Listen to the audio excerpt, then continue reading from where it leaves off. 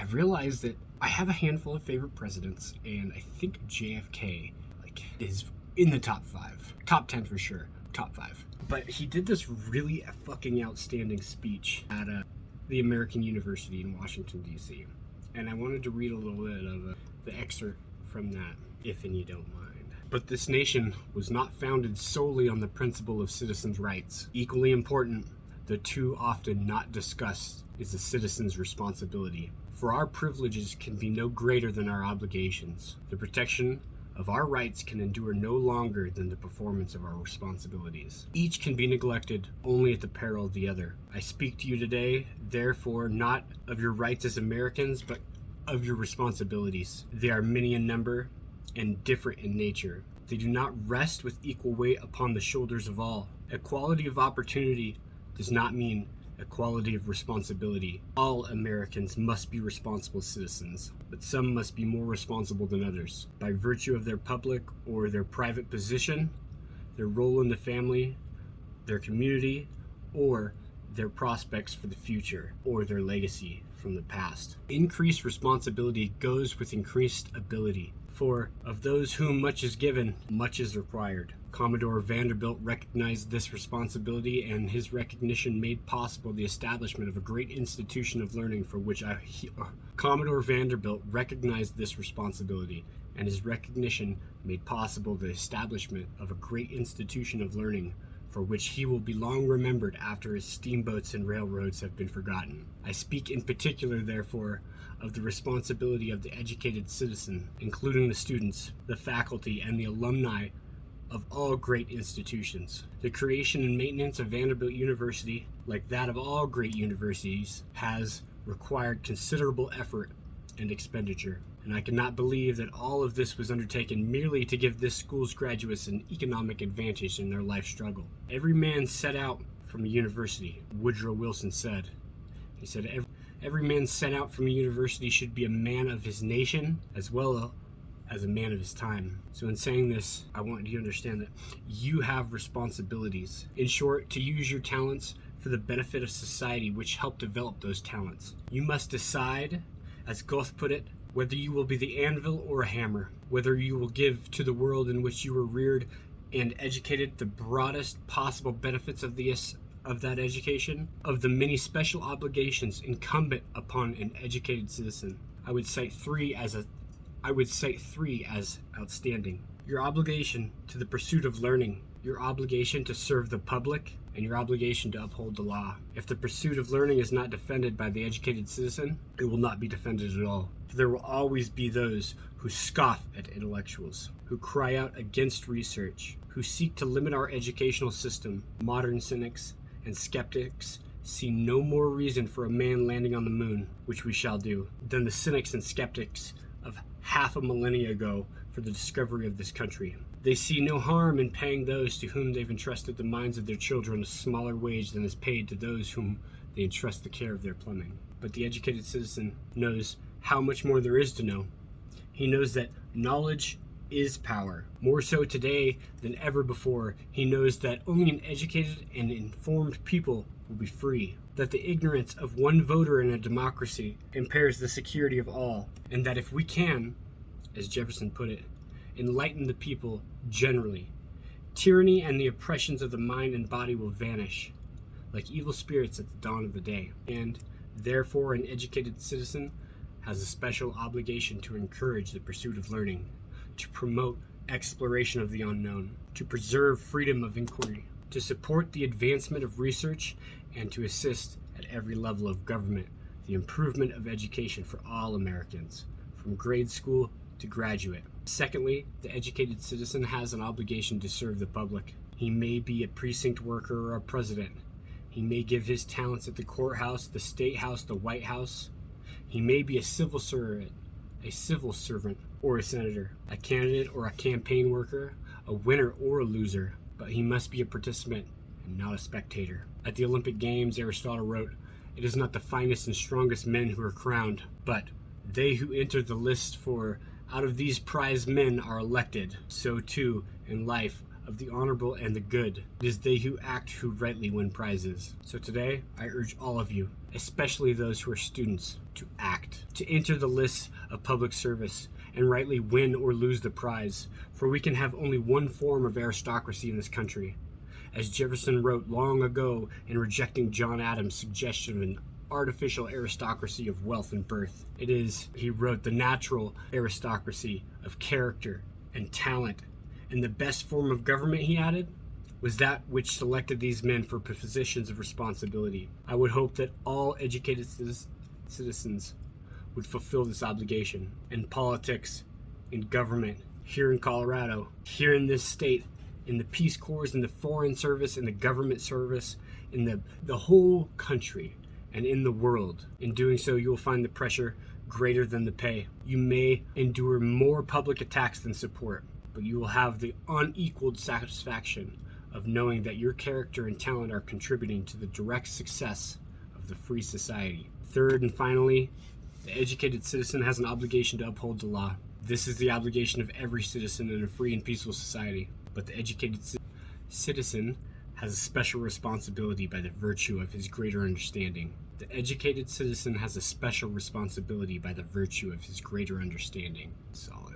For whether he has studied history or current events, ethics or civics, the rules of a profession or the tools of a trade, he knows that only a respect for the law makes it possible for free men to dwell together in peace and progress. He knows that law is the adhesive force and the cement of society, creating order out of chaos and coherence in a place of anarchy. He knows that for one man to defy law or a court order he does not like is to invite others to defy those which they do not like, leading to a breakdown of all justice and all order. And he knows too that every fellow man is entitled to be regarded with decency and treated with respect and dignity. Any educated citizen who seeks to subvert the law, to subvert freedom, or to subject other human beings to acts that are less than human, degrades his heritage, ignores his learning, and betrays his obligation. Certain other societies may respect the rule of force, but here in this country we respect the rule of law.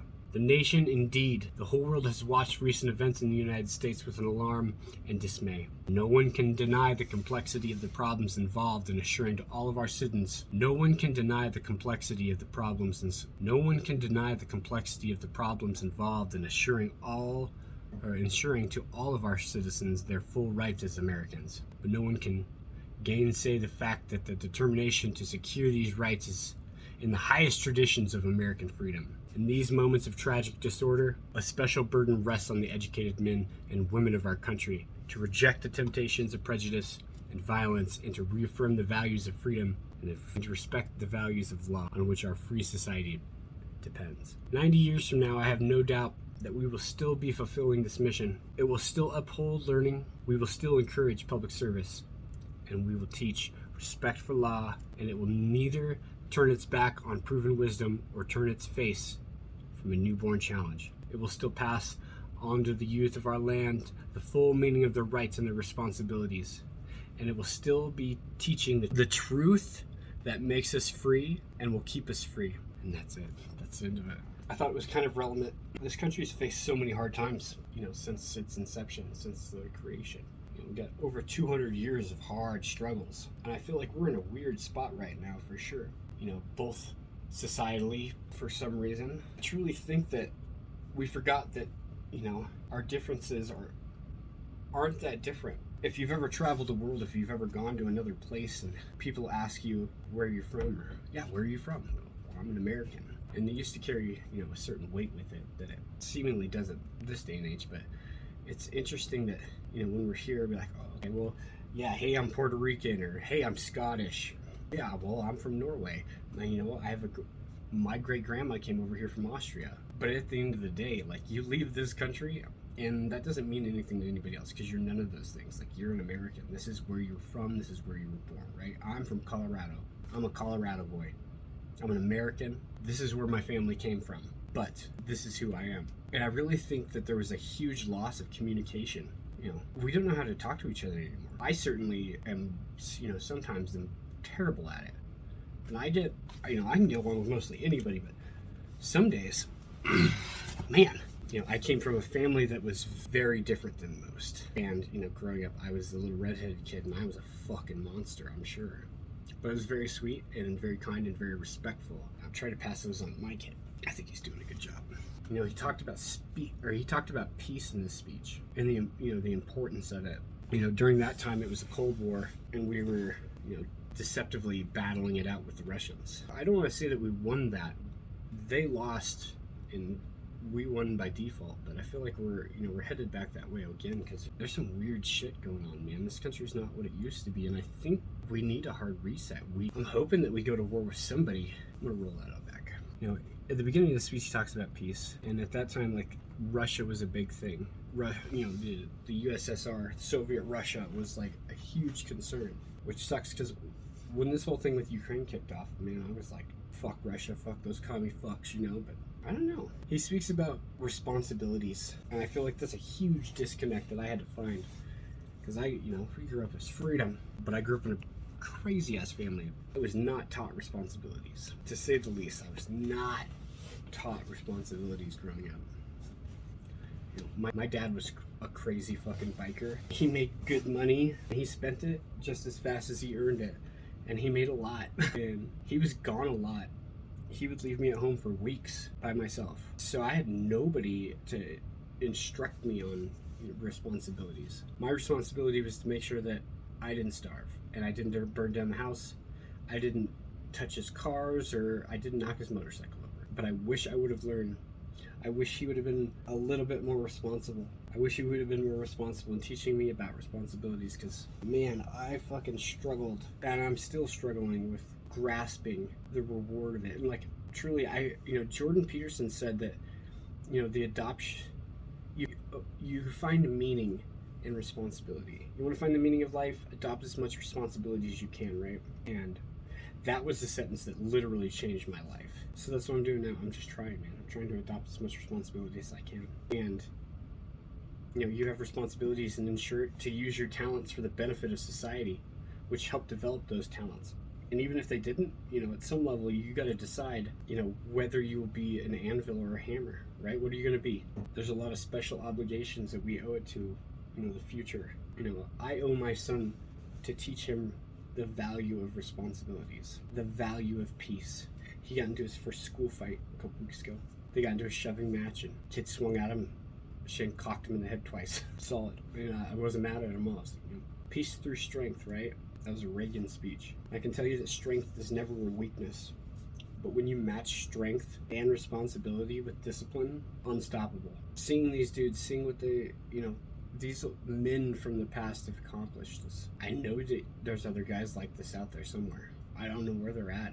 I don't know why we have to choose the fucking, when you're eating fries and you eat all the good ones. And then there's like second-rate fries, or second-class fries. Yeah, and then you get to the end and you're like, okay, there's probably like one good one left. Well, I feel like we got those weird greasy fries. That's all of our elected officials. This is all I get to choose from. And I feel like that's total bullshit. Absolute bullshit. Because I know some very smart and capable men. Some great, outstanding leaders. I don't know. I miss JFK. I miss dudes like that. I miss guys who wrote the Declaration of Independence. Guys that could just, clearly they were capable of reading and writing to a degree of expression that is so lost. Like, nobody talks like that anymore. I don't know anybody that talks like this anymore. Maybe in short sentences and stuff, but it's hard to find anybody that would be able to come together and talk about, peace in a manner like this, and the world would just cry out, like, yes, we agree, we want peace, we don't want to kill you. At one point the war was inevitable, and Patrick Henry in his speech said, let it come. And you fast forward to JFK, he's, war is avoidable, it's not inevitable. We understand that we keep large stockpiles of nuclear weapons, right? Like, we don't need to build war machines like that anymore if we got these things, but I don't know, there's some loss in there. Anyways, there's JFK for today. I hope you liked it.